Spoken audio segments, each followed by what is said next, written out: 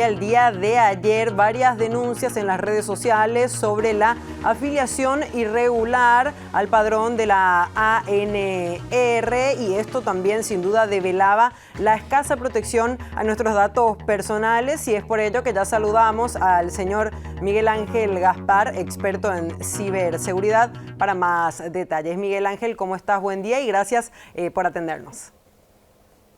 Hola Paloma, buen día, ¿cómo le va? Feliz Día de la Amistad para usted, para toda la producción y muy emocionado porque es mi primera entrevista como Colorado, entonces estoy emocionadísimo. Entramos todos al final en el problema de ayer. Totalmente, Miguel Ángel, sin duda a varios nos tomó de sorpresa y queremos saber qué fue lo que pasó, cómo pudo darse esta gran exposición de los datos de los ciudadanos y que ayer finalmente nos dimos cuenta luego de consultar al padrón. Aquí lo importante, que es lo que vengo resaltando desde anoche, es que se trate con dignidad y con respeto los datos de la ciudadanía, propios y ajenos, propios los que están afiliados y ajenos quienes se vieron metidos en la página web como en el padrón, ¿no? Si es que lo que pasó fue una vulneración, tienen que hacer la denuncia para darle seriedad a esta cuestión y que se investigue y se llegue a los responsables. Y si no fue una vulneración y fue negligencia, que es la otra opción, por estar manipulando varias bases de datos, entonces también deberían hacer la denuncia o bien la fiscalía actuar de oficio para salvaguardar los datos de las personas. A eso tenemos que acostumbrarnos, no basta con una publicación en una red social. Deberían hacer la denuncia y ver cuál de los dos casos fue, si fue una vulneración o fue un caso de negligencia. Bueno, pero Miguel Ángel, todavía no tenemos, digamos, la confirmación de que efectivamente se trate de la base de datos del Tribunal Superior de Justicia Electoral, o bien ya se sabe qué fue exactamente lo que pasó y cómo fueron a parar los datos de miles de personas al padrón de este partido. Mire, lo que nosotros sabemos por nuestra fuente es que aparentemente habría sido una manipulación incorrecta de más de 2 bases de datos. Pero ahí la pregunta que debemos hacernos es, ¿qué hacían esas bases de datos para ser manipuladas de esa manera por un partido político? Y si ese tipo de bases de datos así abiertamente se están compartiendo o no con todos los demás partidos políticos. Como sea, hay una responsabilidad muy grande. Yo le recuerdo que la ley 1682, que protegía los datos de carácter privado y demás, fue derogada por la nueva ley de protección de datos personales crediticios, y esta ley le otorga la potestad de contralores al Banco Central y a la SEDECO, la Secretaría de Defensa del Consumidor. Pero yo espero que el Estado per se, de alguna forma de oficio, investigue esto porque es muy grave. Lo que pasa es que hay mucha gente que se viene quejando, pero mucha, estamos hablando de 400, 500 personas en las redes, que ya hace más de meses y algunos años inclusive pidieron su desafiliación y no la han podido lograr porque figuraban como afiliados. Bueno, y en este caso en particular de lo que sucedió ayer, que miles de personas sin duda hacían sus denuncias en las redes sociales, no tenemos todavía entonces el origen de dónde habían conseguido estos datos. Ahora, Miguel Ángel, ¿qué es lo que implica que estén en padrones o en distintas partes del Internet datos como ser, por ejemplo, nuestra cédula de identidad, el lugar donde vivimos y también nuestro cumpleaños? Digamos que ya son tres factores bastante importantes como para estar abiertos al público. Esto lo discutíamos, Paloma, recuerda cuando el tema de la base de datos de la vacunación, por no poder garantizar la no corrupción del proceso vacunatorio, se decidió hacer pública la base de datos de personas vacunadas. Incluso haciendo un cruzamiento muy sencillo, se puede llegar a saber de esa base de datos quiénes son personas que tienen enfermedades de base. Es decir, hay demasiados datos y a veces expuestos por el mismo gobierno que pueden facilitar algo tan complicado y dañino como es la suplantación de identidad.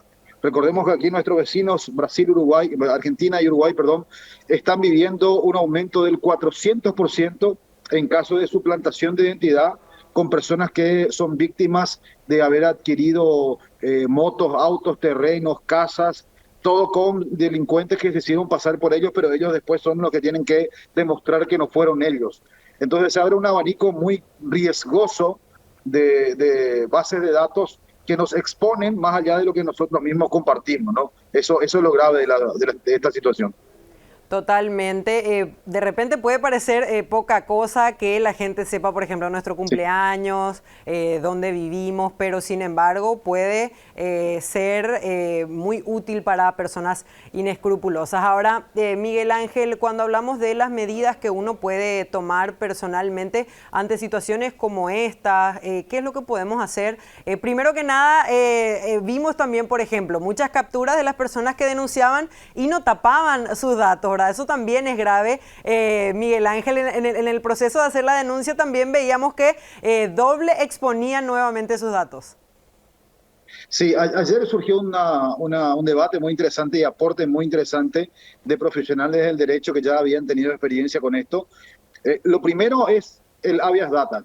Nosotros, por lo que nos habían dicho, pedimos a la gente que haga uso de la garantía constitucional habeas data, que es una garantía que le permite a las personas saber qué datos de uno tiene un ente, un comercio, lo que fuera, para no legitimar el hecho de la inscripción al padrón de cualquier partido. Porque si simplemente me voy y me desinscribo, ellos van a decir, no, ellos se inscribieron y después se desinscribieron. Pero con esto, con el pedido de habeas data, hay una deslegitimación de ese hecho porque es un hecho ilegal como lo es la producción de datos, de documentos de contenido falso.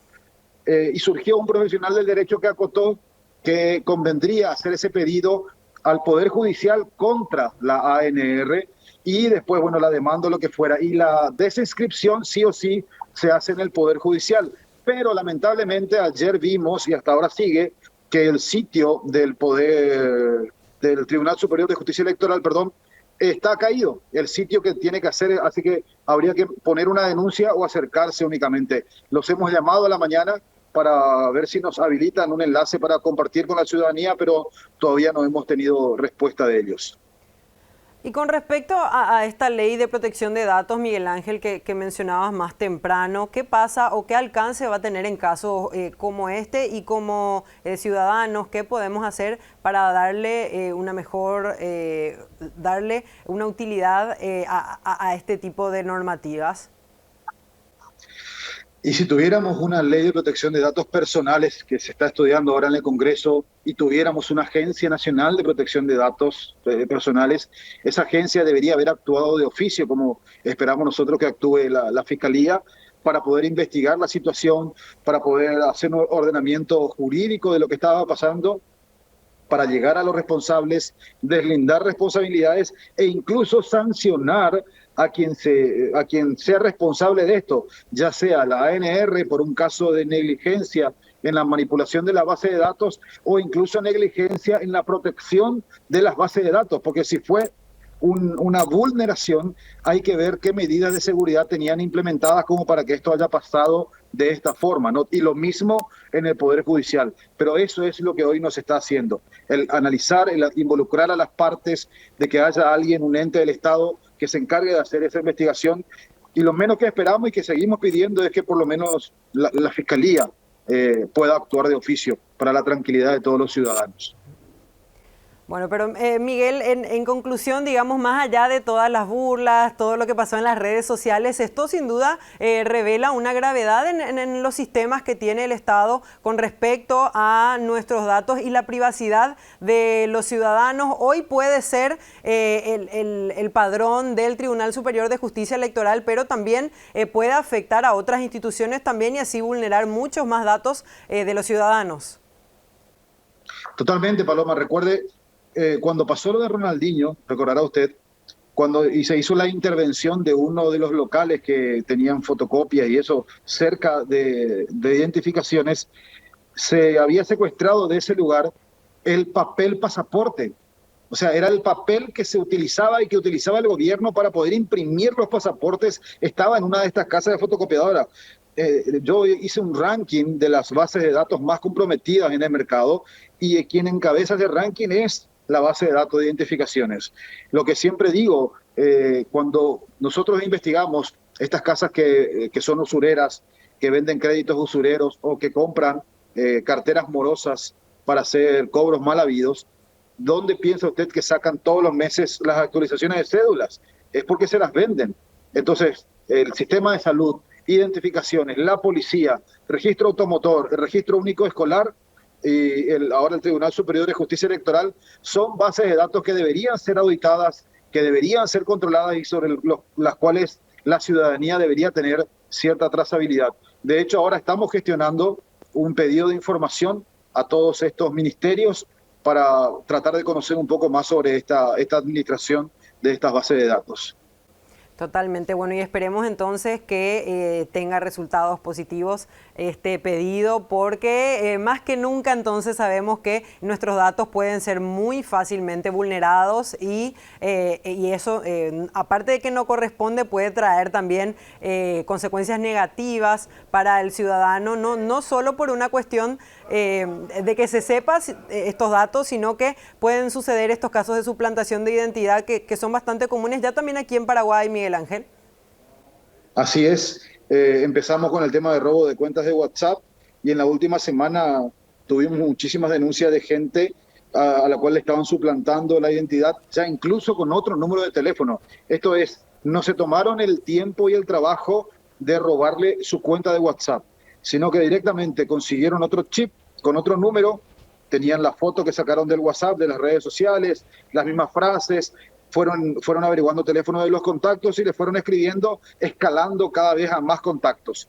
Y a partir de ahí, pidiendo dinero, que tuvo un accidente, que cambió de número y mucha gente cayó. Esto va a ser cada vez más común y haciendo un resumen, porque me parece muy importante lo que usted dijo, Paloma, fue grave lo que pasó ayer. Ya sea negligencia, ya sea sabotaje, ya sea vulneración, fue muy grave lo que pasó ayer y tiene que haber una denuncia, tiene que haber una intervención de la justicia y una aclaración a la ciudadanía y a los afiliados de ese partido de qué fue exactamente lo que pasó. Eso es lo que debería pasar.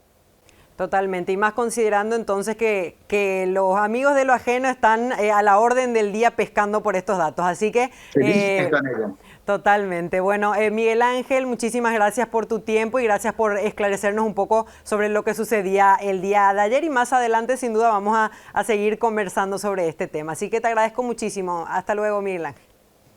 Muchas gracias, feliz día. Gracias. Bueno, escuchábamos así a Miguel Ángel Gaspar, quien nos daba más detalles sobre lo que ocurría el día de ayer y estas miles de denuncias que aparecían en las redes sociales sobre la afiliación a la ANR.